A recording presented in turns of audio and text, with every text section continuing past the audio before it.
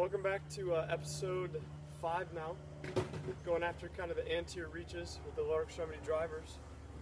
We're going after a little bit of a hybrid right now of the anterior reach with the lower extremity driver and combining that with a reverse single leg toe touchdown to preset the lower extremity and enable us to drive with the upper extremity to get the motion that we need to. We're not going to play around with the wedges right now. We saw a lot of that in episode 2, 3, and 4 as we use the dorsiflex wedge, the inverted wedge to unlock the midfoot and the forefoot during TZ1, and then the inverted wedge to kind of facilitate the calcaneus inverting in TZ2, and then in episode 4 we combine them. So what we're going to do with the left lower extremity and the left upper extremity, we're going to position the body so that the right upper extremity, he's typically, our reacher. We're going to pre-position him out.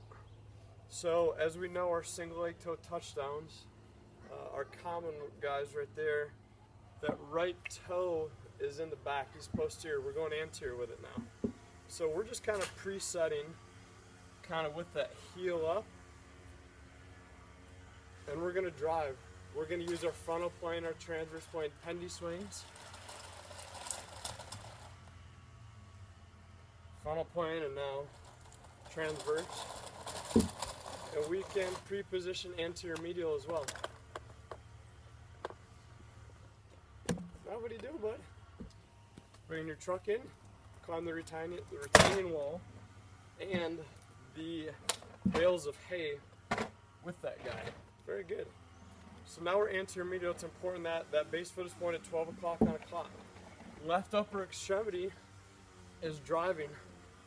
I like to preset things sometimes as a way to obviously continue to enable kind of the upper extremity to feed on in from the top down. So if we're responding a little bit better to that, kind of take out the other lower extremity, preset them, and then go from there. Same thing as we kind of go medial right now.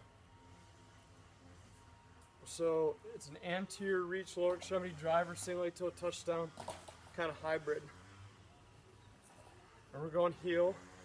Most of the weight, very little weight, is in that right heel on any and all of these.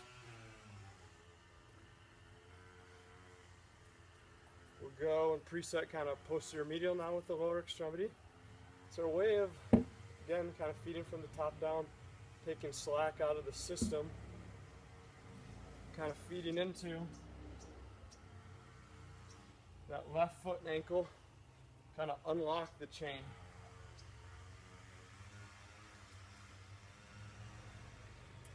And as we go anterior lateral with it, we're going to go ahead and switch hands with the dowel so we can preset for kind of the facilitation of TZ2 and the left foot and ankle. I'm just going to go with a little reach first. It's a nice little reach. Add a little more in-sync rotation of the upper extremity. Pelvic girdle and shoulder girdle rotating in the same direction, which is really loading up and winding up that left hip and internal rotation as well. But getting that leg to come forward over the midfoot, so to drive that dorsiflexion of the ankle, that good load, and then to invert the heel. So good inversion. And now let's go with our pendy swing. Frontal plane, and then our transverse plane. Go ahead and take these guys for a spin. Progress from dowel to realign and depending upon yourself for the motion. One more thing before we take on off. For any and all these guys, the dowel is great. It helps give us structure, gives us some direction in which we're kind of driving the lower and upper extremities. But if at all possible, we want to progress to being able to doing these guys independently. So we'll preset anterior with the lower extremity and use a little in-sync kind of rotation, kind of reach, and a row with the upper extremity. The added resistance of the squishy med ball kind of overloads kind of that TZ1 position, but it turns it into our little teeter-totter, a little kind of progressive guy right there that gives us that good weight bearing, hence the chain reaction, which we're going to be going after in kinetic linking Friday in just a bit. It gives us that teeter-totter of taking out the slack and going back and forth. And then a little posterior medial. We'll preset here to go after TZ2, anterior lateral, dorsiflexion and inversion. The upper extremity for the row helps to feed on in with the foot and the ankle driving and loading, and then kind of unloading. So taking out the slack in multiple dimensions, loading and unloading, we're weight bearing, gives you good proprioceptive feedback, enables you to break up adhesions, restrictions within the capsule.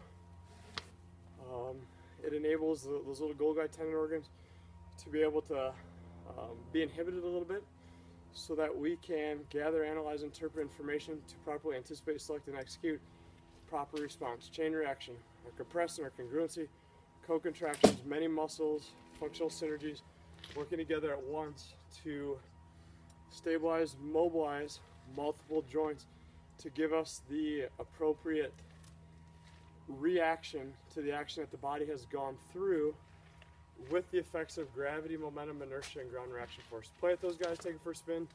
You're going to dig them, they're going to get you good results. Combine the wedges with those, the hybrid of the anterior reach lower extremity drive and the single leg toe touchdown, reverse action, and then go in freestyle flow with some form of resistance to help over.